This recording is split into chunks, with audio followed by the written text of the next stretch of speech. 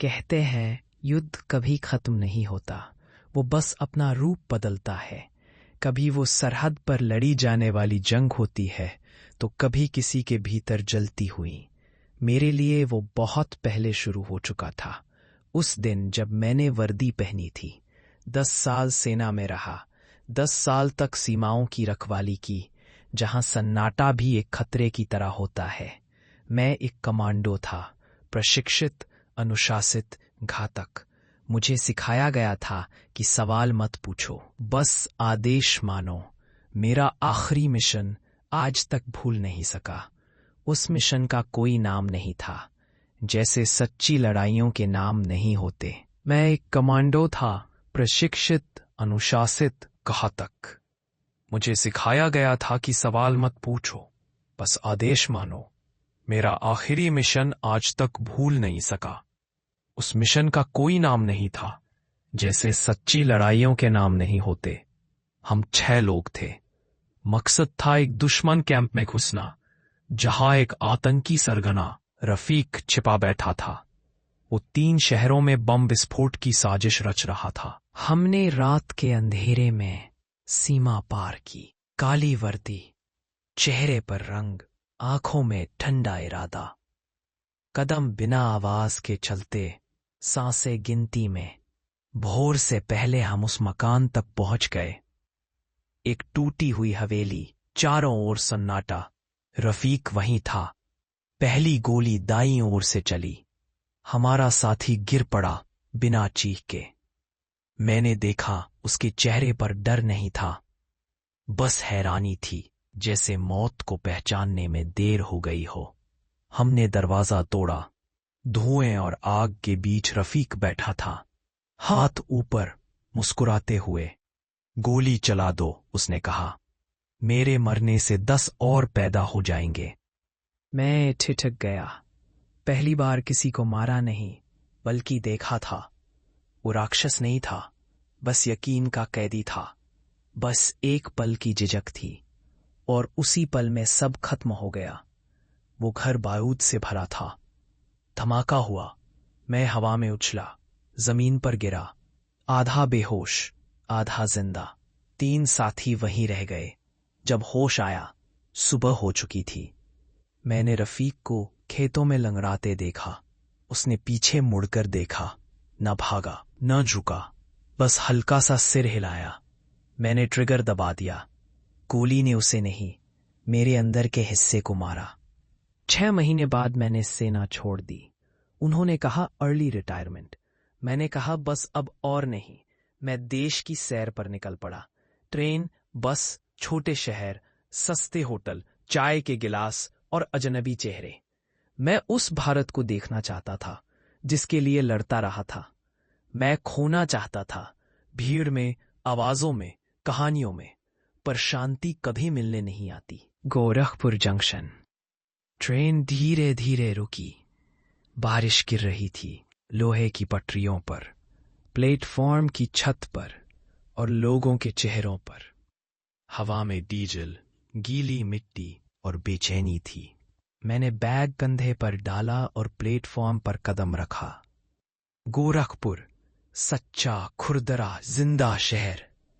यहां की भीड़ में कुछ था। थकान नहीं, धड़कन थी। मैंने सोचा, आज बस किसी ढाबे में चाय पी लूंगा। लेकिन किस्मत की अपनी योजना होती है। वो लड़की मैंने तभी देखी, भीड़ में अकेली, एक छोला छाती से चिपकाए। उसकी आंखों में डर था, वो वाला डर जो आवाज नहीं करता। 3 आदमी उसके पीछे थे। एक आगे बढ़ा, मोटा, सोने की चैन वाला। बाकी 2 उसके पीछे जैसे साए। वो रुकी। आदमी बोला, अरे मीरा, तुम्हारे बाप ने उधार लिया और मर गया, सोचा कर्ज भी साथ ले जाएगा क्या? लड़की की आवाज कांपी। राघव भैया प्लीज, मैं पैसे दूंगी। वो हंसा, आज ही दूंगी या कुछ और। लोग देख रहे थे, लेकिन कोई आगे नहीं बढ़ा। मैंने चाहा कि न जाऊं। अब लड़ाइयां मेरा काम नहीं थी, लेकिन पुराने सैनिकों की आदतें मरती नहीं। मैं आगे बढ़ा, धीरे, सीधा, बिना आवाज। उसे छोड़ दो, मैंने कहा। राघव पलटा। तू कौन है? नाम में क्या रखा है? एक आदमी जिसे गुंडे पसंद नहीं। वो मुस्कुराया। तो आंखें बंद कर ले। मैंने देखा उसकी उंगलियां लड़की की कलाई पर और कस गईं। बस इतना ही काफी था। भाग दो। राघव ने मेरी ओर देखा, फिर तिरछी मुस्कान दी। बुजुर्ग लगते हो अंकल, घर जाओ, ये तुम्हारा मामला नहीं है। मैंने शांत स्वर में कहा। अब है। उसके पीछे खड़े दो गुंडे हंस पड़े। चल निकल हीरो, वरना तेरे भी दांत गिन देंगे। मीरा की आंखों में डर गहराने लगा। उसका हाथ अब भी राघव की पकड़ में था। मैंने धीरे से कदम बढ़ाया। बचपन से सीखा था, असली लड़ाई हमेशा एक पल में तय होती है। या तो तू पहले चलेगा या वो। मैंने कदम बढ़ाया और उसी पल सब कुछ बदल गया। पहला वार मेरा था। मैंने उसकी कलाई पकड़ी और मरोड़ दी। हड्डी की चरमराहट सुनाई दी। वो चिल्लाया, आह छोड़। मैंने छोड़ा नहीं। बाएं हाथ से उसकी गर्दन के पास हल्का वार किया, ठुड्डी को नीचे, जहां नसें खुली होती हैं। वो लड़खड़ा गया, हवा के लिए मुंह खोलते हुए। दूसरा गुंडा तुरंत आगे बढ़ा। उसके हाथ में स्टेशन की सफाई की छड़ थी, एक पतली लोहे की रॉड। उसने ऊपर से वार किया। मैंने झुककर बचा लिया। उसके हाथ को पकड़कर जोर से खींचा। उसका शरीर मेरे कंधे के ऊपर से घूमकर जमीन पर गिरा। मेरी कोहनी उसकी पसलियों पर गिरी। एक साफ ठंडी आवाज आई, जैसे कुछ टूट गया हो। वो कराहता हुआ सिकुड़ गया। तीसरा आदमी पीछे से आया, चिल्लाता हुआ, साले, अब तू नहीं बचेगा। मैंने घूमकर उसका पैर पकड़ लिया, एक झटका दिया और वो लकड़ी के बक्सों से टकराया। बक्से टूट गए, नारियल लुढ़कते चले गए। भीड़ ने चीख मारी, फिर सब शांत। एक पल के लिए पूरा स्टेशन रुक गया। लोगों के चेहरे पत्थर बन गए। फिर बारिश की आवाज सुनाई दी, धीरे धीरे, जैसे कुछ याद दिला रही हो। राघव संभला और गुस्से में झपटा। उसका चेहरा लाल था, आंखें सूजी हुईं। वो मेरी ओर दौड़ा। एक झटके में मैंने उसका हाथ पकड़ा, उसे खींचकर लोहे के कंभे पर दे मारा। धड़ाम आवाज गूंजी। वो नीचे गिरा, माथे से खून बहता हुआ। उठने की कोशिश करता रहा। मैंने उसके पास झुक कर कहा, अब यहीं रुक जा, अगली सांस लेने लायक भी नहीं रहेगा। वो फुसफुसाया, तू जानता नहीं मैं कौन हूं, और तू नहीं जानता मैं क्या हूं। उसने मेरी आंखों में देखा। वो पल जब एक आदमी समझ जाता है कि सामने वाला झूठ नहीं बोल रहा। वो पीछे हट गया, हकलाते हुए अपने आदमियों को बुलाया। तीनों लंगड़ाते हुए, खून से सने कपड़ों में, भीड़ में गुम हो गए। प्लेटफॉर्म पर एक पल की खामोशी थी, फिर वही शोर लौट आया। लाउडस्पीकर की आवाज, चाय वाले की पुकार और एक ट्रेन की सीटी। मीरा वहीं खड़ी थी, चेहरा भीगा हुआ, बाल गीले, आंखें भरी हुई। मैंने झुककर उसका बैग उठाया और उसे दिया। सब ठीक है? मैंने पूछा। उसने सिर हिलाया, धीरे से बोली, आपको ऐसा नहीं करना चाहिए था। वो लोग वापस आएंगे। मैंने मुस्कुराकर कहा, आने दो। वो कुछ पल तक मुझे देखती रही, फिर फुसफुसाई, आप कौन हैं? मैंने हल्की मुस्कान दी। नाम में क्या रखा है? हम स्टेशन के बाहर आए। बारिश थम चुकी थी। सड़क पर पानी बह रहा था। बसों के पहियों से छींटे उड़ते जा रहे थे। हम एक छोटी सी चाय की दुकान पर बैठे। मीरा अब भी कांप रही थी, लेकिन उसकी आंखों में अब डर की जगह थकान थी। मैंने पूछा, कौन था वो? वो कुछ देर चुप रही, फिर बोली, भानु प्रताप का आदमी। उसका नाम राघव है। मैंने पूछा, भानु प्रताप? वो सिर झुकाकर बोली, वो पैसे वाला आदमी है, पर लोग उसे राक्षस कहते हैं। मैंने चाय की चुस्की ली, कुछ नहीं कहा। वो आगे बोली, मेरे पिता छोटे दुकानदार थे। पिछले साल बाढ़ में सब खत्म हो गया। उन्होंने भानु प्रताप से उधार लिया, 50,000 रुपए। उसने कहा, 6 महीने में लौटा देना। लेकिन कागजों में जो लिखा था वो हमारी जमीन का सौदा था। उसने कांपते हुए कप नीचे रखा।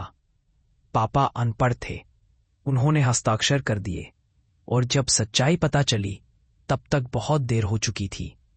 उसकी आवाज भर्रा गई। वो हर महीने ब्याज बढ़ाता गया। राघव को भेजता था, कभी धमकाने, कभी मुस्कुराने। कहता था कर्ज नहीं चुका सकता। पापा बीमार पड़ गए, वो बोली। भानु ने कहा, दवा चाहिए तो मीरा गारंटी साइन कर दे। पापा ने मना कर दिया। उन्होंने कहा भूखे मर जाएंगे पर झुकेंगे नहीं। और फिर वो चले गए। वो रो पड़ी। कुछ पल तक बस बारिश की बूंदें और उसकी सिसकियां सुनाई दी। मैंने धीरे से कहा, और भानु? वो बोली। अगले दिन आया, बोला कर्ज मरने से नहीं मरता, अब वो हमारा घर चाहता है, और पुलिस उसकी जेब में है। थानेदार हर शाम उसके दफ्तर में चाय पीने जाता है। मैंने गहरी सांस ली। कर्ज के नाम पर गुलामी बेचता है ना? उसने सिर हिलाया। आप कुछ नहीं कर सकते। उसके पास ताकत है, पैसे हैं और लोग हैं। मैंने हल्के स्वर में कहा, मैं भी कभी उसके जैसे लोगों के बीच रहा हूं। फर्क बस इतना है, मैंने बंदूक देश के लिए उठाई थी, उसने अपने ही लोगों पर। वो चौंक गई। आप सैनिक हैं? मैंने बस इतना कहा, था। वो धीरे से बोली, तो अब क्या करेंगे? मैंने आखिरी चुस्की ली, योजना बनाऊंगा। भाग 3। अगली शाम हम दोनों गोलघर बाजार की तरफ गए। बारिश थम चुकी थी, लेकिन हवा में अब भी गीलापन था, वो गंध जो मिट्टी और डर दोनों से आती है। भानु प्रताप का दफ्तर ऊंचा नहीं था, पर अहंकार से भरा हुआ था। दीवारों पर सस्ते देवताओं की तस्वीरें और उनके नीचे झूठी मुस्कुराहटें। वो अपने भारी कुर्सी पर बैठा था, गले में सोने की मोटी चेन, अंगुलियों में अंगूठियां, और होठों पर वही मुस्कान जो किसी और के दर्द पर टिकी होती है। जैसे ही उसने हमें देखा, उसकी भौहें उठी। अरे मीरा बिटिया, देखो तो कौन आया। कर्ज चुका दिया क्या? मीरा चुप रही। मैंने कहा, आपसे बात करनी है। उसने मुझे ऊपर से नीचे तक देखा, थोड़ा सा तिरस्कार, थोड़ा सा मजाक। कौन हो तुम? एक मुसाफिर, मैंने कहा, जिसे नाइंसाफी पसंद नहीं। वो हंसा। यहां नाइंसाफी नहीं होती, बस व्यापार होता है। तुम जैसे लोगों को समझ नहीं आता, धंधे में दया नहीं चलती। मैंने धीमे स्वर में कहा, तुम्हारा धंधा खून पर टिका है भानु प्रताप। गरीबों के घर गिरवी रखकर राज बनाते हो। उसकी मुस्कान और चौड़ी हो गई। और तुम क्या कर लोगे? तुम्हारे जैसे बहुत आए, सब झुक गए। मैंने उसकी आंखों में देखते हुए कहा। उसने मेज पर हाथ मारा। जवाब की जरूरत नहीं, बस इतना जान लो, ये रिकॉर्डिंग अब पुलिस के पास है। वह झूठी हंसी हंसा। तू सोचता है पुलिस मुझे पकड़ेगी? वो सब मेरे आदमी है, मैंने धीरे से कहा। सही कहा, लेकिन आज वो मेरे आदमी है। वो समझ नहीं पाया। मैंने कुर्सी पीछे खिसकाई और कमरे के बाहर देखा। सड़क के उस पार 2 जीपें रुक चुकी थी। उनमें से पुलिस वाले उतर रहे थे। मेरे दिमाग में पिछली रात का सारा नक्शा साफ था। मैंने भानु प्रताप की हर गतिविधि की जानकारी अपने एक पुराने साथी को भेज दी थी। वो अब राज्य पुलिस के साइबर यूनिट में था। उसने बताया कि भानु आज रात एक बड़ी डील करने वाला है, नकली जमीन के कागज बेचने की एक ठेकेदार को। बस जरूरत थी सही समय की, और वो समय अब आ चुका था। भानु की कुर्सी से उठने की कोशिश अभी अधूरी ही थी कि दरवाजा धड़ाम से खुला। 4 पुलिस वाले अंदर घुसे। सामने एक इंस्पेक्टर था, चेहरा सख्त, आंखें ठंडी। भानु प्रताप, उसने कहा, तुम्हें गिरफ्तार किया जाता है नकली दस्तावेज बनाने, गैर कानूनी सूदखोरी और सरकारी अधिकारियों को रिश्वत देने के आरोप में। भानु हक्का बक्का रह गया। तुम्हें पता है मैं कौन हूं? मेरे रिश्तेदार मंत्री हैं, इंस्पेक्टर बोला। अब सिर्फ एक कैदी हो। पुलिस वालों ने उसे पकड़ लिया। उसने छूटने की कोशिश की, पर उसकी भारी देह अब बेबस थी। वो मेरी ओर घूर कर बोला, तूने किया है ये सब? मैंने शांत स्वर में कहा, मैंने बस तेरा असली चेहरा दुनिया को दिखाया है। वो चिल्लाया, ये धोखा है। मैंने कहा, धोखा तब होता है जब उम्मीद होती है, और तुझसे किसी को अब उम्मीद नहीं रही। पुलिस उसे बाहर ले गई। भीड़ जमा हो गई थी। लोग हैरान थे, पर किसी की आंखों में डर नहीं था। पहली बार उस इलाके के लोग बिना बोले भी समझ गए कि राक्षस गिर चुका है। मीरा मेरे पास खड़ी थी। उसके चेहरे पर आंसू और मुस्कान एक साथ थे। उसने कहा, क्या अब सब खत्म हो गया? मैंने हल्के से कहा, न्याय कभी खत्म नहीं होता, बस कुछ देर के लिए चैन से सो जाता है। वो धीरे से बोली, आपने योजना कब बनाई? मैंने मुस्कुराकर कहा, जब तुमने बताया था कि भानु के आदमी पुलिस वालों को चाय पिलाते हैं। वो हैरान होकर बोली, मतलब आपने सब पहले से सोच रखा था? योजना ही एक सैनिक का असली हथियार है। मैंने कहा, लड़ाई ताकत से नहीं बुद्धि से जीती जाती है। रात गहरी हो गई थी। बारिश फिर शुरू हो गई थी, पर अब वो डर नहीं, सुकून ला रही थी। मैं अपने छोटे से लॉज के कमरे में बैठा, छत की ओर देख रहा था। पंखा चर्र चर्र कर रहा था, और बाहर से पुलिस की जीप की आखिरी आवाज गूंज रही थी। मैंने अपने नोटबुक में लिखा, कभी कभी जंग बंदूक से नहीं, सब्र और योजना से जीती जाती है। अगली सुबह मैं फिर स्टेशन पर था। ट्रेन तैयार थी, इंजन की सीटी बज रही थी। मीरा दौड़ती हुई आई, हाथ में कपड़े में लिपटा एक छोटा सा पार्सल। माँ ने पराठे भेजे हैं, उसने हंसते हुए कहा, रास्ते में खा लेना। मैंने पार्सल लिया। तुम्हें अब डरने की जरूरत नहीं है। वो बोली, डर तो अब उसे होगा। ट्रेन चलने लगी। वो मेरे साथ दौड़ी, कम से कम नाम तो बता दीजिए। मैंने मुस्कुराकर कहा, नाम में क्या रखा है मीरा। वो रुक गई। ट्रेन आगे बढ़ी। प्लेटफॉर्म पीछे छूट गया। खिड़की के बाहर बारिश की बूंदें दौड़ती चली गईं, जैसे यादें भाग रही हों, पर मिट नहीं रही। मैंने आंखें बंद की, और वही पुरानी आवाज मन में गूंजी, देश के लिए लड़ी हर जंग का मतलब तब बनता है जब अपने लोगों को बचाने का हौसला बाकी हो। ट्रेन दूर निकल गई, पर भीतर कहीं मुझे लगा, इस बार मैंने सच में कुछ जीत लिया है। समाप्त।